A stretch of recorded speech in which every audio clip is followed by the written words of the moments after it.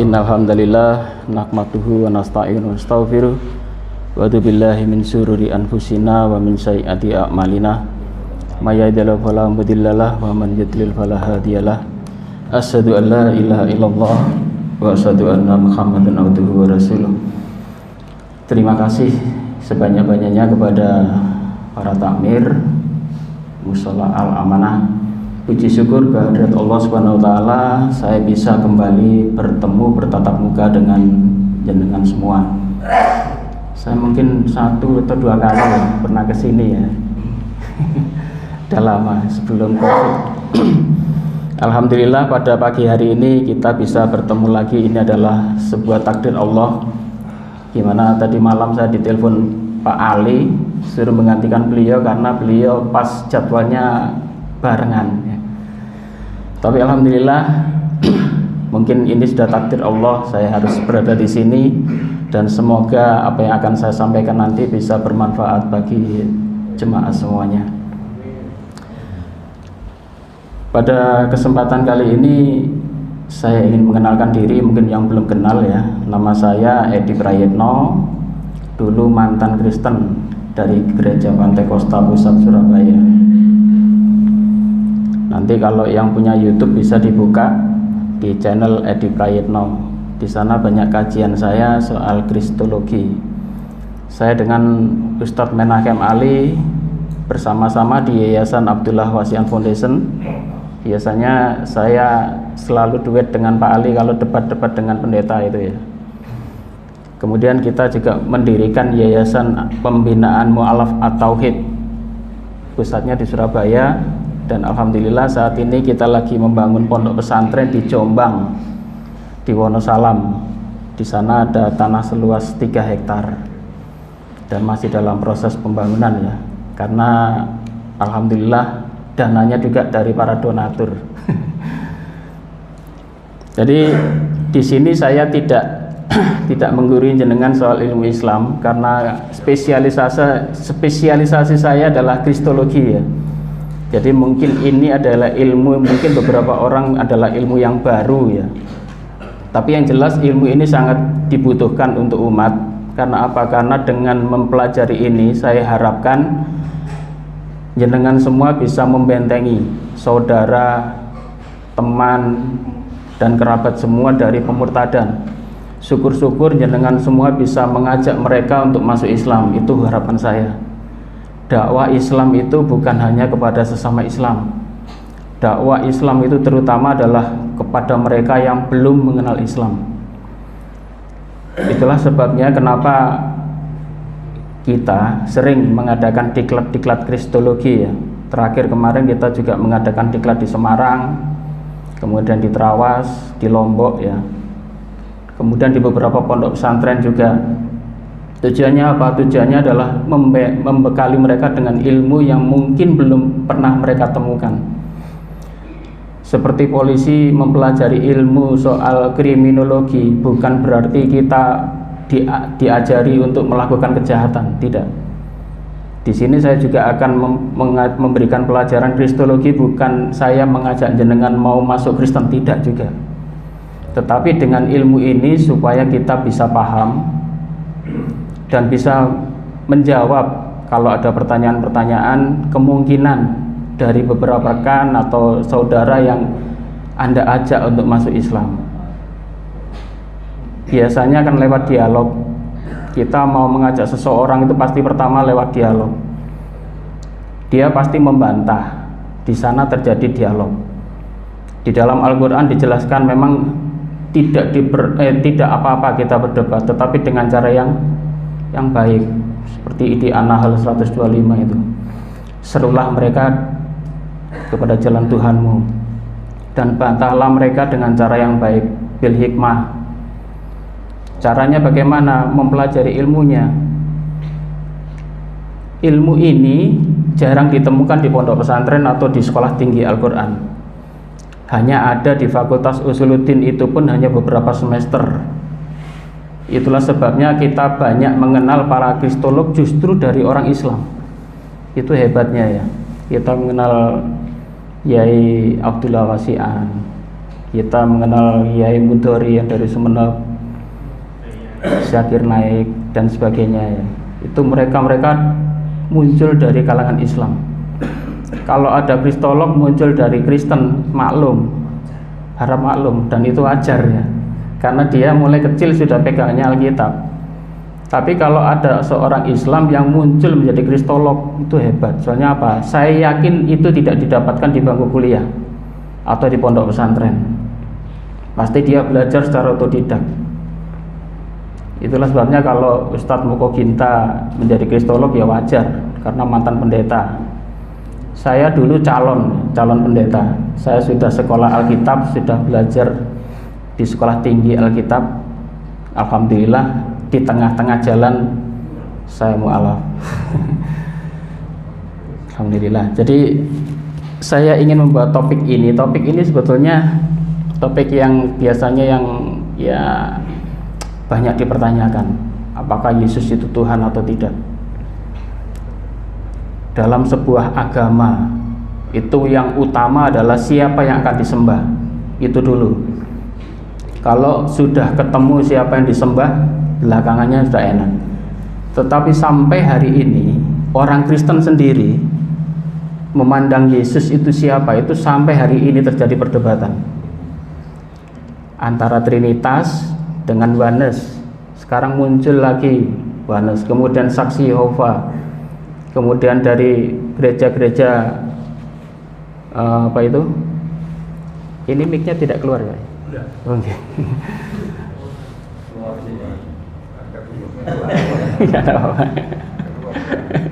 Soalnya dakwah kristologi itu dakwah yang tidak populis ya. Seringkali saya kajian itu malah dilarang kok malah. Sudah dimatikan yang luar. Oke, dimatikan aja. Baik, saya lanjutkan.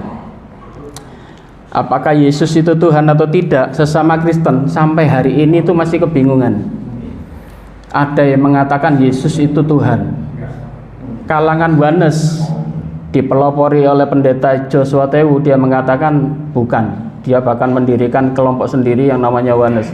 Joshua Tewu dipecat dari gereja Bethel Indonesia. Padahal beliau dulu adalah seorang Trinitas, pendeta besar, sekolah tinggi, bingung soal Tuhannya. Akhirnya mendirikan aliran sendiri yang namanya Oneness itu. Saksi-saksi Yehova yang keliling-keliling itu juga seperti itu, mengatakan Yesus itu hanya Tuhan kecil, Tuhan bukan Tuhan Allah. Yesus itu hanya sebagai nabi. Jadi kita harus hati-hati. Tidak semua Kristen itu menganggap Yesus itu Tuhan. Yang keliling-keliling kemudian bagi-bagi voucher-voucher, ikon-ikon, simbol-simbol Kristen di jalan-jalan itu adalah Kristen Saksi Yehova. Kalau didatangi mereka, jenengan pasti ditanyai nomor HP dan sebagainya, itu nanti pasti diinjili. Dan tujuan utama mereka menyesatkan umat Islam, pertama dia mengatakan Yesus bukan Tuhan. Bahkan semua nabi-nabi Islam dia akui. Dia pura-pura. Itulah sebabnya kita wajib hati-hati. Beberapa bulan yang lalu bahkan muncul seorang pendeta yang pakai kopiah, pakai ya, Yosua apa itu? Yosua Yasin.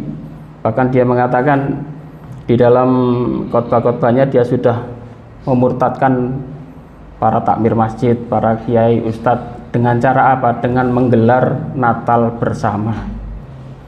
Jadi kita hati-hati. Pagelaran Natal bersama itu biasanya mereka ciptakan untuk menjaring semacam itu. Ustadz Menachem Ali udah sering kesini ya? Pasti ini udah paham ya. Jadi langsung materi saja biar nggak soalnya materi saya panjang. Nanti kalau nggak selesai biar disebarkan lewat ini, sudah saya kirim ke takmir ya. Nanti bisa dikopi ya. Pertama ini kitab sucinya, nanti mungkin saya akan menerangkan beberapa ayat-ayat di sini supaya jenengan paham dulu bahwa perjanjian lama itu ya, yang sebelah kiri ada 1, 2 itu. Semua perjanjian lama ini adalah kitab sucinya orang Yahudi yang dinamakan Tanakh itu, Taurat, Nevi'im dan Ketuvim. 100% di copy paste, diakui menjadi kitab perjanjian lamanya orang Kristen. Itu semua ini kitabnya orang Yahudi, dua-dua ini. Dan kitab itu sampai hari ini masih dipakai. Kemudian kitab Injil, Injil itu hanya 4 itu, kecil itu, dan bukunya tipis. Saya tidak bawa ya, tipis. Ada Matius, Markus, Lukas, Yohanes, itu Injil 4. Aslinya Injil itu bukan hanya 4, ada puluhan, sekitar 27 lebih. Injil tidak pernah ditulis oleh Yesus. Ini dicamkan ya, Yesus tidak pernah menulis Injil, satu ayat pun. Injil ini muncul setelah 60 tahun Yesus tidak ada. Kemudian Yesus mengatakan memberitakan Injil, iya, tetapi dengan vokal, tidak ditulis. Yesus tidak pernah menulis Injil, satu ayat pun tidak. Semua kitab itu yang menulis adalah para pengikut. Jadi pengikut itu 60 tahun, bayangkan. Kalau 60 tahun ingatannya kan sudah bagaimana ya. Nah itu, ada 27 lebih kitab Injil di zaman itu. Kemudian di sebuah konsili diputuskan hanya 4 Injil itu saja. Itu pun banyak kontroversi sampai hari ini. Kemudian Rasul Paulus menulis surat-surat. Ini surat Paulus, banyak itu. Roma, Korintus, Galatia, Efesus, ini nama-nama kota. Mungkin di sini ada yang mualaf. Angkat tangan, mungkin ada. Oke, sudah paham berarti dengan ya.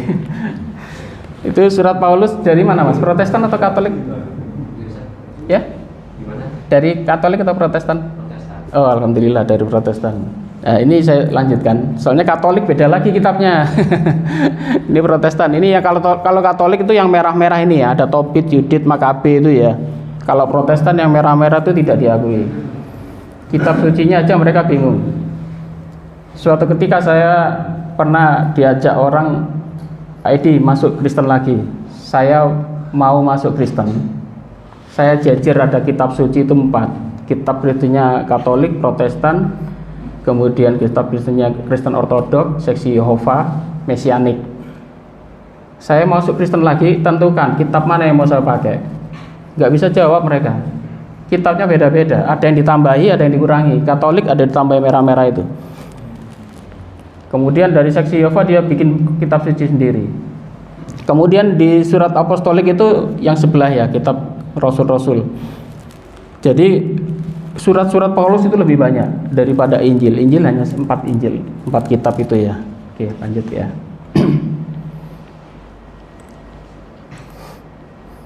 Apa yang biasanya ini pertanyaan, apa yang membuat Anda percaya bahwa Yesus itu Tuhan? Nah, ini Tuhan Yesus karena satu, Yesus itu anak Tuhan. Yesus melihat Bapa. Kemudian yang ketiga, aku dan Bapa adalah satu. Ini jawaban-jawaban umum ya. Jenengan kalau bertanya pada orang Kristen pasti jawabannya itu. Kemudian Yesus hakim yang adil. Kemudian Yesus adalah Sang Firman. Dia sering mengatakan itu, bahkan sering mengutip-ngutip ayat Al-Quran itu, bahwa Yesus adalah Sang Firman. Kemudian nomor 6 adalah mujizat. Yesus bisa melakukan apa saja, bermujizat, bisa menghidupkan orang mati. Kemudian kelahirannya dari roh Allah atau roh Allah, rohullah. Di dalam Al-Quran banyak ini di sitir-sitir untuk menyamakan bahwa kelahiran dari roh Tuhan atau roh Allah ini. Kemudian Yesus itu penyelamat. Yesus itu Alfa dan Omega. Yesus itu duduk di sebelah kanan Allah atau Allah. Yesus bisa mengampuni. Yesus dipanggil Tuhan. Kemudian Yesus Maha Tahu. Kemudian Yesus penebus dosa waris dan kebangkitan terakhir. Nanti mungkin materi saya kalau nggak sampai selesai itu nanti materinya sudah saya copy ya, jadi bisa minta ditakmir. Kemudian saya lanjutkan, Yesus itu anak Tuhan. Apa betul sih Yesus itu anak Tuhan? Nah, ini ada yang lucu ini. Ketika seluruh orang banyak itu melihat Yesus dibaptis, salah seorang melihat pintu surga terbuka dan ada apa? Roh Kudus turun katanya. Pertanyaannya adalah, siapa yang bisa melihat langit terkoyak dan siapa yang mendengar suara Allah itu? Apa semua orang bisa melihat saat Yesus saat itu Yesus masih belum punya murid. Ingat ya, ini baptis. Budaya baptis itu sudah ada di dalam budayanya orang Yahudi sampai hari ini. Budaya baptis itu Kristen mengcopy paste dipakai untuk orang Kristen sampai hari ini. Sebetulnya budaya baptis itu sudah ada di zamannya Yahudi, bahkan sampai hari ini, yang dinamakan mikvah. Mereka selalu melakukan pembaptisan diri. Sebelum masuk ke hari Sabat dia baptis, sebelum dia menikah baptis, sebelum masuk ke masa remaja dia baptis. Wanita yang habis bersuci pun baptis, setelah berhubungan badan pun berbaptis. Kalau dalam Islam kita mandi ya itu ditradisikan oleh Islam. Tetapi tradisi Yahudi ini di copy paste sama Kristen dinamakan baptis. Ingat, baptis itu bukan milik Kristen sebetulnya.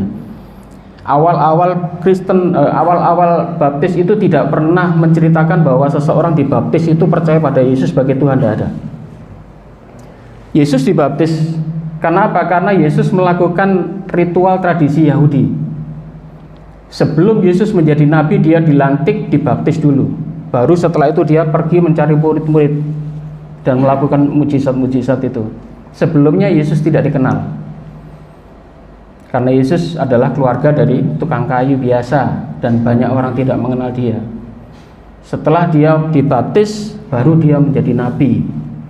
Jadi baptisan Yesus ini tidak waktu itu tidak Yohanes atau Nabi Yahya waktu membaptis Yesus itu tidak dikatakan bahwa Yesus itu sebagai Tuhan, enggak. Kalau di dalam kitab suci mereka dikatakan bahwa setelah Yesus dibaptis ada Roh Kudus turun, ada burung merpati turun, itu omong kosong saya pikir. Langit terbuka, siapa yang bisa melihat langit? Yang menulis Injil ini siapa tadi? Para pengikut. Yesus belum punya murid. Siapa yang nulis Injil ini? Pengikutnya. Pengikut pun itu hanya dari mulut ke mulut, katanya. Siapa yang bisa melihat langit terbuka? Penonton itu, yang mungkin yang menghadiri. Waktu itu Yesus bukan siapa-siapa, nggak dikenal. Siapa yang bisa melihat langit terbuka waktu Yesus dibaptis? Nggak ada. Siapa yang peduli gitu loh waktu itu? Ya. Kemudian saya lanjutkan. Banyak ayat di dalam Alkitab atau Injil itu Yesus sebagai utusan. Ini ayat-ayatnya banyak ya. Saya mengumpulkan tadi malam ini sampai jam 11 ini. Ternyata banyak sekali ayat-ayatnya ini. Nggak usah dicatat, nanti di copy aja ya. Jangan kalau mungkin mau belajar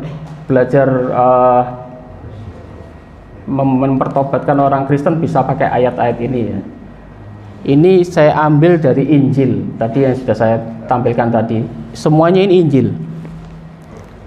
Dalam memandang Injil, ingat ya, tidak boleh kita 100% menolak. Kemungkinan di dalamnya juga ada tulisan-tulisan yang benar. Karena apa? Karena waktu itu kan tulisan-tulisan para pengikut. Kemungkinan apa yang dikatakan waktu Yesus khotbah atau apa ditulis itu mungkin benar. Bahkan kalau sampai hari ini Injil itu palsu, orang pertama yang berkata pasti Nabi Muhammad. Ternyata di dalam hadis, di dalam Al-Quran tidak pernah disebutkan kitab mereka palsu, tidak. Yang ada apa? Kitab mereka sudah dirubah oleh tangan-tangan manusia, itu iya. Soalnya apa? Injil ini ditulis oleh tangan manusia semua. Pengikut-pengikutnya yang nulis. Tidak didasarkan pada wahyu. Beda dengan Al-Quran ya, setiap ayat itu berdasarkan wahyu turun. Kalau Injil tidak ada wahyu yang wahyu turun kepada para murid disuruh nulis ayat-ayat ini, enggak ada. Bahkan Paulus pun tidak pernah mendapatkan wahyu. Surat-surat Paulus tersebut kepada kota-kota tadi itu berdasarkan surat-surat pribadi kepada jemaat-jemaat di Korintus, di Roma dan sebagainya, dan itu tidak ada satupun berdasarkan wahyu. Injil aja tidak berdasarkan wahyu, apalagi surat-surat Paulus ya. Coba Anda lihat itu. Ini ucapan Yesus. Dan alhamdulillah Injil itu meskipun banyak dirubah-rubah tangan manusia, masih ada kalimat-kalimat tauhid yang bisa menunjukkan bahwa ternyata Yesus itu sebetulnya tidak pernah mengaku dirinya sebagai Tuhan di dalam Alkitab. Mana ayat-ayatnya ini? Yesus mengaku dirinya sebagai utusan. Injil Matius contoh itu.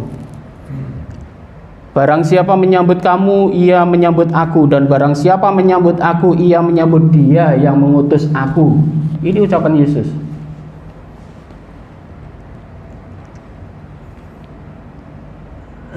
Kemudian di Lukas pasal 4 ayat 18, Roh Tuhan ada padaku, oleh sebab itu ia telah mengurapi aku menyampaikan kabar baik kepada orang-orang miskin, dan ia telah mengutus aku. Utusan. Yesus mengaku dirinya sebagai utusan. Bahkan Yesus tidak pernah mengaku dirinya sebagai anak Tuhan atau anak Allah, anak Allah, tidak. Kemana-mana Yesus selalu mengatakan aku anak manusia. Tidak pernah satu ayat pun Yesus mengaku dirinya sebagai anak Tuhan atau anak Allah. Tetapi saat ini orang-orang sebelah mengatakan Yesus sebagai anak-anak Allah. Padahal Yesus mengatakan apa? Aku ini utusan. Ini Injil, kitabnya dibawa kemana-mana sama mereka. Dan Yesus mengaku sebagai utusan. Oh, ini ayat-ayatnya banyak ini.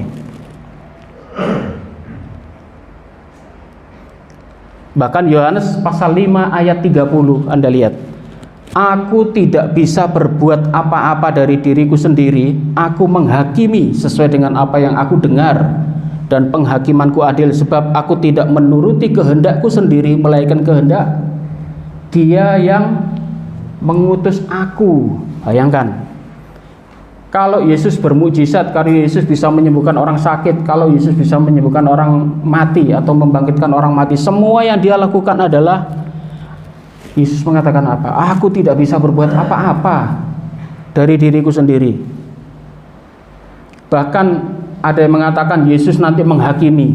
Yesus mengakui, aku menghakimi dengan apa yang aku dengar, dan penghakimanku adil, sebab aku tidak menuruti kehendakku sendiri, melainkan kehendak Dia yang mengutus aku. Sekali lagi Yesus di ayat-ayatnya mengatakan dirinya sebagai utusan-utusan. Yesus tidak pernah satu kali pun menganggap dirinya sebagai Tuhan, apalagi Allah. Tidak ada. Itulah sebabnya Ustadz Mokoginta sampai mengadakan sayembara waktu itu, kalau ada ayat Yesus mengaku sebagai Tuhan, dikasih mobil BMW ya. Almarhum Ustadz Mokoginta itu dulu sering ya dengan saya itu sampai akhir hayatnya itu. Dan alhamdulillah beliau meninggal di dalam masjid waktu sholat. Setelah sholat waktu itu bulan puasa, meninggal yang sangat bagus sekali Ustadz Mokoginta. Dan ini ayatnya ya, masih ada banyak itu. Ini yang saya ketahui saja itu loh, yang saya kasih merah-merah itu hanya utusan. Semuanya mengatakan utusan. Kemudian yang lain, Yesus disebut sebagai apa? Nabi atau rabi. Para murid-muridnya waktu itu menyebut beliau adalah nabi atau rabi. Kalau Yesus itu Tuhan, orang pertama yang menyebut pasti para murid. Bahkan ibunya mungkin waktu itu sudah menyembah Dia. Tetapi kita tidak menemukan satu ayat pun Bunda Maria itu menyembah Yesus sebagai Tuhan. Tidak ada. Bahkan para murid-muridnya itu memanggil beliau bukan Tuhan, tetapi apa? Rabi, nabi. Nanti ada ayat-ayat memanggil Tuhan ya. Nanti saya jelaskan. Sebutan Tuhan itu sebetulnya terjemahan dari bahasa Yunani. Kitab suci Perjanjian Lama 100% berbahasa Ibrani. Kitab suci Perjanjian Baru seluruhnya berbahasa Yunani. Ini yang aneh. Yesus itu berasal dari Israel, dari Palestina. Bahasa ibunya adalah Aramaik. Tetapi kitab suci yang ditemukan, manuskrip tertua itu berbahasa Yunani. Siapa yang menulis berarti? Padahal Yunani itu di Eropa sana. Yesus tidak pernah pergi ke Yunani sana. Kemudian mereka mengatakan waktu itu kan dijajah Yunani.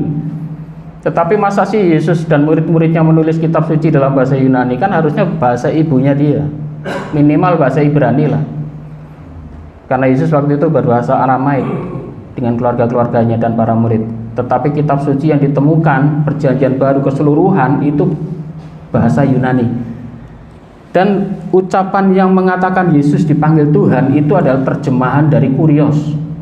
Itu bahasa Yunani. Artinya apa? Kurios itu artinya adalah tuan. tuan atau orang yang besar.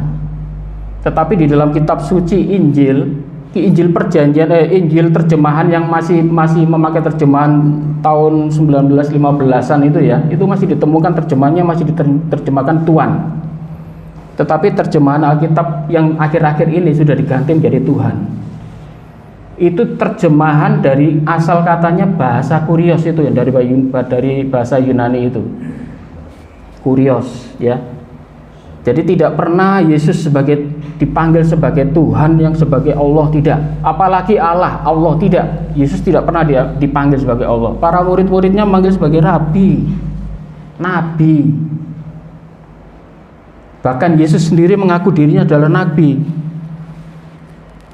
Aku berkatamu, sesungguhnya tidak ada nabi yang dihargai di tempat asalnya. Karena waktu itu Yesus diusir-usir, bahkan disalib. Yesus mengatakan apa? Aku berkata kepadamu, sesungguhnya tidak ada nabi yang dihargai di tempat asalnya. Ini mirip dengan Nabi Muhammad, tidak dihargai di tempat asalnya. Tetapi begitu berhijrah, syiar Islam berkembang. Sama dengan Yesus ini.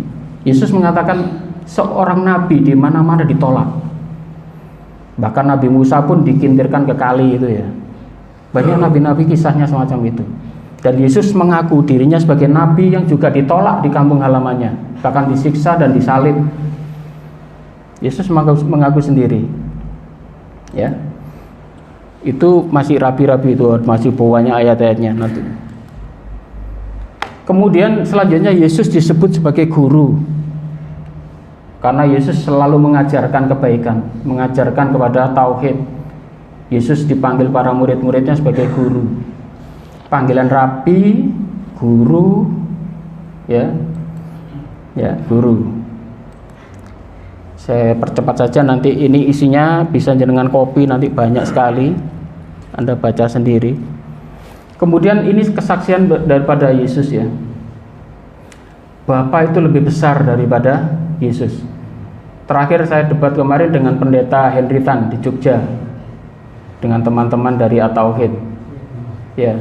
Mungkin ada yang lihat video saya itu.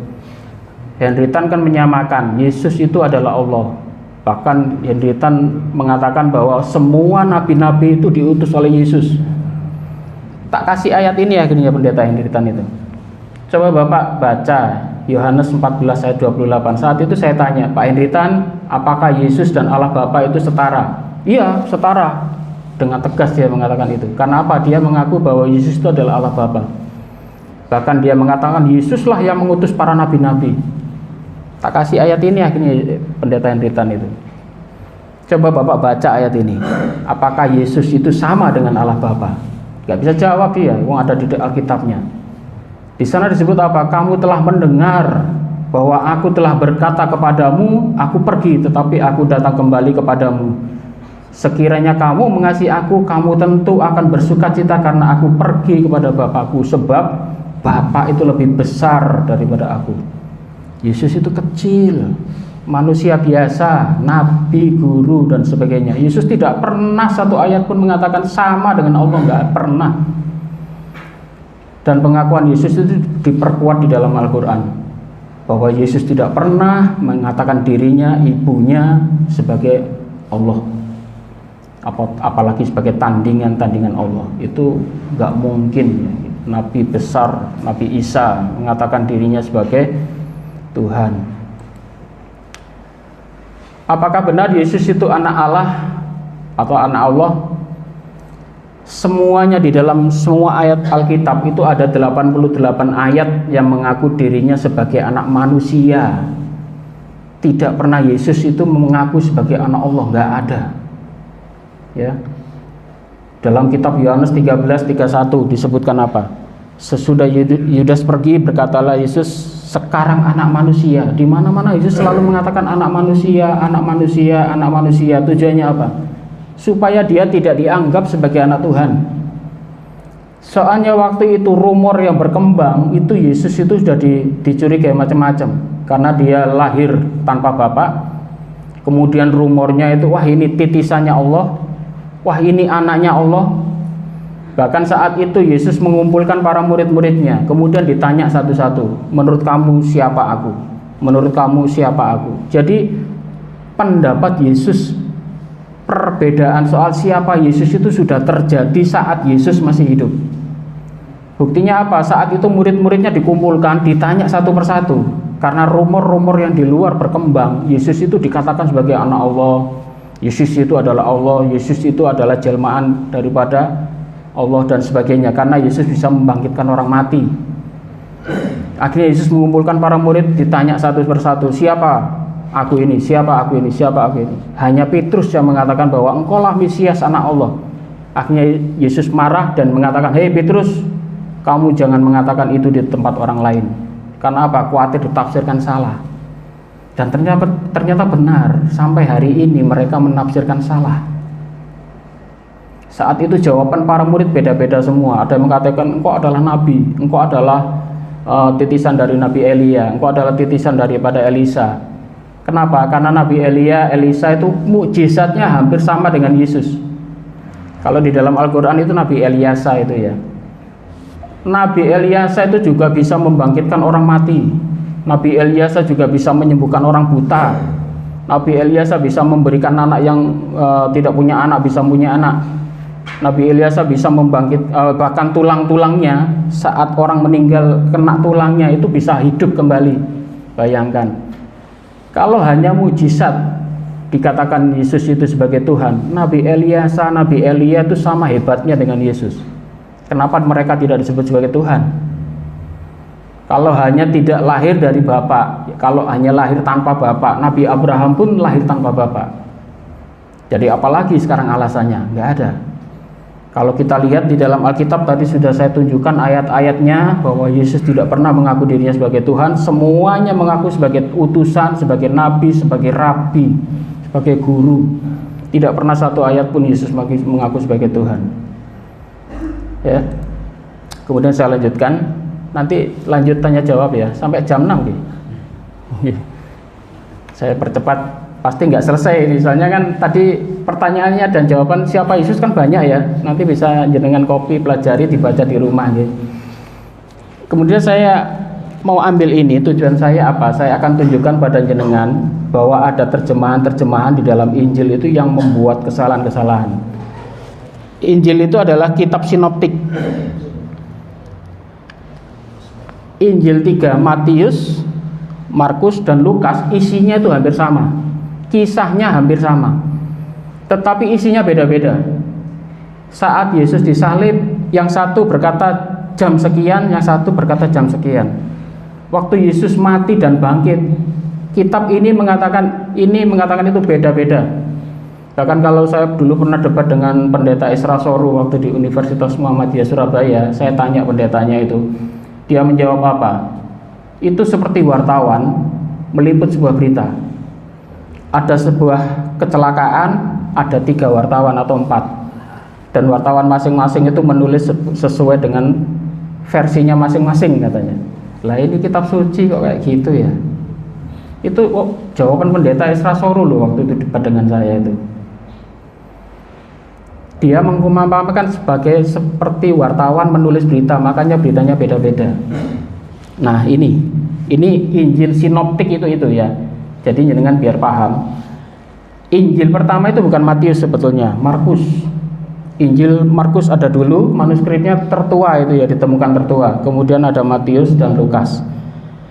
Injil Markus itu menulis, kemudian di copy paste sama Matius sama Lukas. Ingat, Injil Matius, Injil Markus, Injil Lukas, Injil Yohanes pertama kali tidak ada namanya. Sebutan membuat nama-nama Matius, Markus, Lukas, Yohanes itu belakangan. Dan itu pun masih dipertanyakan apakah itu tulisan benar-benar tulisan Markus atau tulisan Matius atau Lukas atau Yohanes. Tidak ada yang mengakui. Alkitab itu hanya satu kitab yang jelas penulisnya, yaitu Paulus. Surat-surat Paulus itu di depannya, di atasnya itu tertera jelas, aku Rasul Paulus menulis surat kepada jemaat di Roma, di Korintus dan sebagainya. Itu jelas. Sedangkan 4 kitab ini yang dianggap Injil itu, yang diakui sebagai tulisan Matius, Markus, Lukas, Yohanes itu awalnya tidak ada nama. Baru belakangan, oh ini mungkin tulisannya Matius, dikasih nama Matius. Oh mungkin ini tulisannya muridnya Yohanes, tulis nama Yohanes. Jadi kita sudah tahu dari sini ya kelemahan kitab-kitab mereka. Kemudian saya lanjutkan. Nah, contoh di kitab Markus, kitab ini pertama ada, kisahnya sama, tapi dirubah di kitab Matius, bahkan yang dirubah itu fatal itu.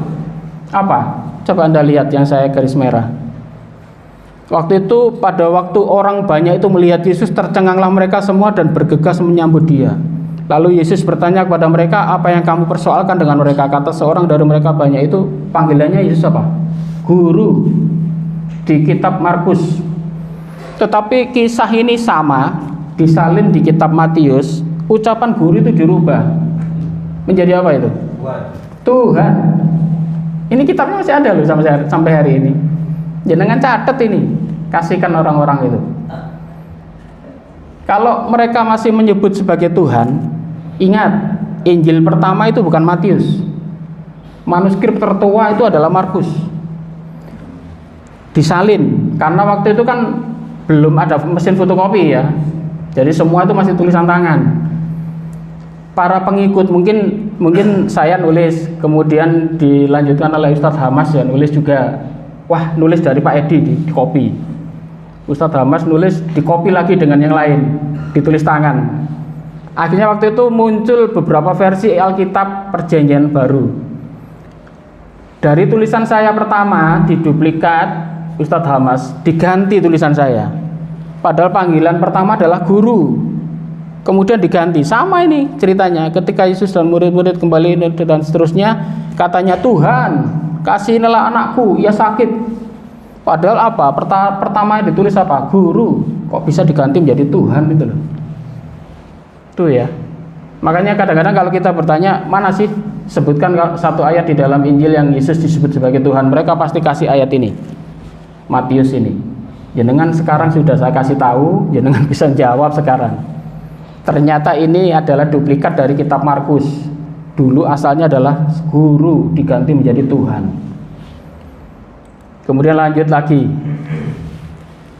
Kata Petrus kepada Yesus, Rabi, dipanggil Rabi. Betapa bahagianya kami berada di tempat ini dan seterusnya. Diduplikat di kitab Matius, diganti apa itu? Tuhan. Lagi-lagi diganti loh. Markus ini yang pertama dia nulis, kemudian diduplikat. Kisahnya sama, persis sama, kejadiannya sama, ditulis sama. Tapi panggilan Rabi itu diganti menjadi Tuhan. Ini lagi, Markus. Panggilan guru diganti menjadi Tuhan lagi. Ini beberapa contoh ya. Itu sebetulnya di Alkitab masih banyak ayatnya seperti itu. Ini saya kasih contoh sedikit saja. Ini bisa Anda jadikan catatan, Anda catat ini. Kalau Anda ingin menyadarkan saudara atau teman yang sekarang murtad atau masuk agama sebelah, kemudian Anda mau mengajak mereka masuk Islam, kasih ayat-ayat ini. Kasihan mereka, tersesat ya, dakwahlah. Paling tidak sudah menggugurkan kewajiban kita menyeru pada mereka, dakwah. Dakwah itu kita nggak usah nunggu kita masuk pondok pesantren, dipanggil kiai, panggil ustadz baru berdakwah, tidak. Berdakwah itu bisa dilakukan oleh siapa saja. Untuk mengajak seseorang masuk Islam. Setelah masuk Islam baru dibina oleh para guru-guru, para ustadz, para asatidz. Tugas kita hanya mengajak mereka saja. Paling tidak setelah kita meninggal besok, kita sudah melaksanakan perintah di dalam Al-Quran, serulah mereka. Kalau sampai kita mati tidak pernah menyeru kepada mereka, bagaimana pertanggungjawaban kita di hadapan Allah? Apalagi para takmir, imam di sini. Apakah kalian sudah pernah mendakwai orang-orang yang belum mengenal Tuhan, mengenal Allah? Jangan sampai jawabannya tidak ya. Sekarang sudah ada media, ada WA, ada YouTube. Pakai media itu. Mungkin ada saudara, teman dan sebagainya yang masih belum mengenal Allah, belum mengenal Islam, kenalkan Islam. Paling tidak diajak dialog ringan-ringan lah gitu. Kemudian jenengan kalau sudah terlibat dalam perdebatan, dialog, debatlah dengan yang baik, dengan hikmah, jangan marah. Hidayah itu dari Allah. Saya dulu debat dengan teman muslim itu 1 tahun loh. Saat itu saya ingin mengkristenkan dia, karena waktu itu saya sudah sekolah tinggi Alkitab. Syarat saya bisa lulus nantinya waktu saya di wisuda, itu syarat utama saya harus bisa memurtadkan minimal 1 orang, dan itu dibuktikan dengan fotokopi KTP. Bahkan di gereja saya dulu itu ada reward dipampang di etalase, dapat 2 jiwa hadiahnya ini, dapat 3 jiwa hadiahnya ini, sampai sepeda motor loh hadiahnya itu. Syaratnya hanya fotokopi KTP, oh ini dari Islam, dibaptis.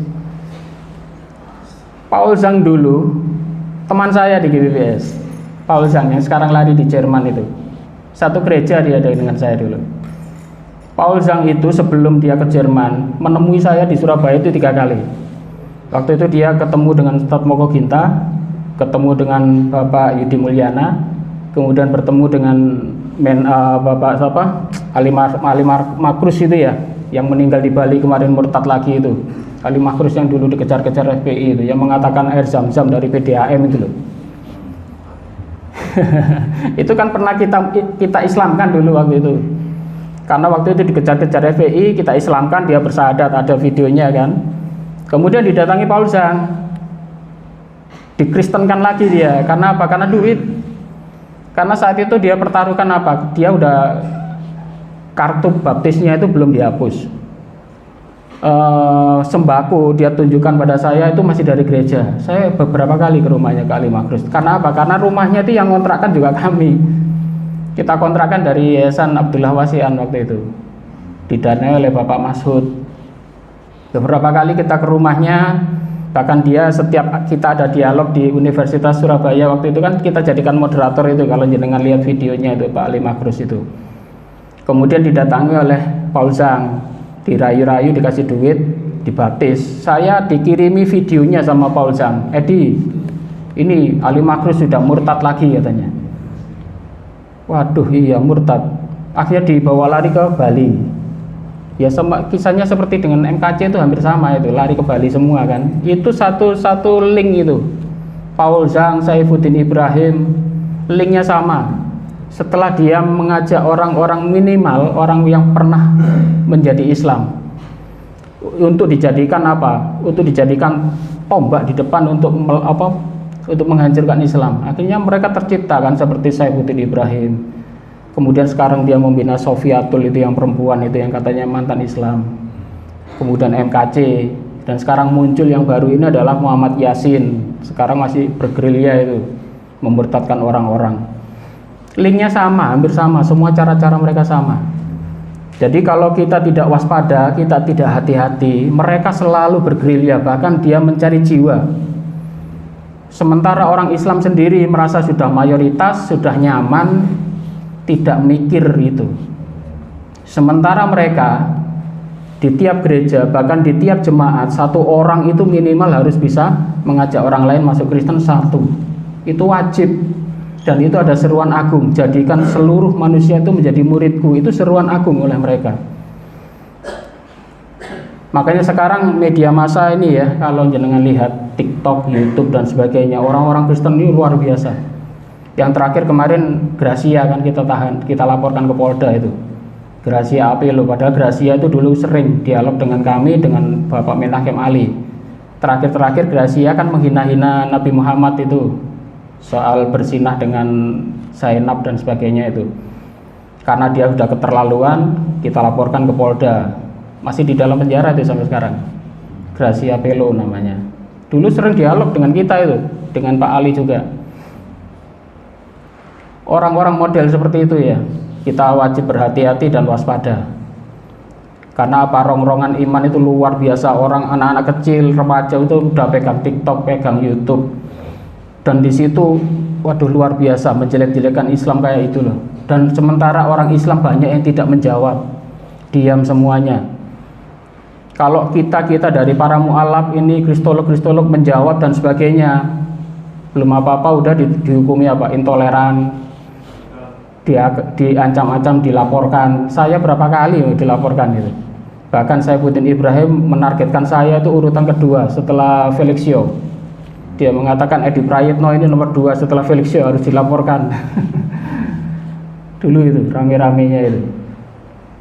Jadi dakwah kristologi itu ya memang gini, rawan dengan ya memang kita mengajak orang masuk ke Islam apalagi benturan dengan agama sebelah. Paling tidak lawan kita itu bukan hanya orang Kristen, bukan hanya non muslim, bahkan sesama Islam sendiri loh. Sesama Islam sendiri kita kadang-kadang dilapor-laporkan dengan tuduhan intoleran. Bahkan waktu saya diundang di masjid di Ambarawa itu, judulnya itu sampai 6 kali itu nggak diizinkan sama polisi itu. Bahkan saya waktu datang tuh masjidnya dijaga ketat sama polisi. Soalnya kajian-kajian semacam ini kan kita tahu sendiri berita-berita di luar yang membubarkan itu bukan orang non Kristen, bukan Muslim. Yang membubarkan itu malah saudara-saudara kita sendiri. Kan aneh gitu loh. Dakwah tapi mereka ya seperti itu ya. Saya nggak mau sebutkan dari kelompok mana, tapi jenengan pasti udah tahu. Jadi itu ya. Mungkin ada yang mau bertanya dari sini, silakan. Kita